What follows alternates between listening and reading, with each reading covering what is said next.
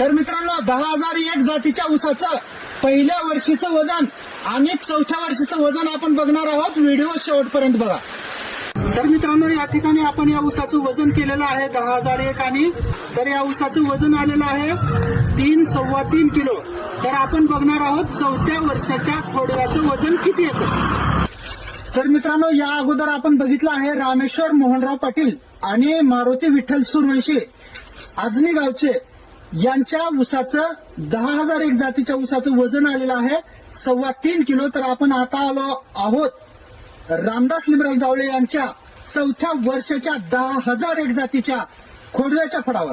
तर आता आपण बघणार आहोत या खोडव्या ऊसाचं वजन लावणीच्या ऊसाच्या तुलनेत किती होतं.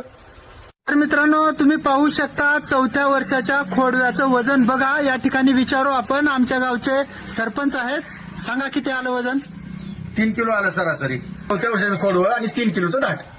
तर मित्रांनो 10,001 जातीमध्ये तिसऱ्या आणि चौथ्या वर्षी सुद्धा वजनामध्ये फरक पडत नाही याच्यामधून हे सिद्ध आहे.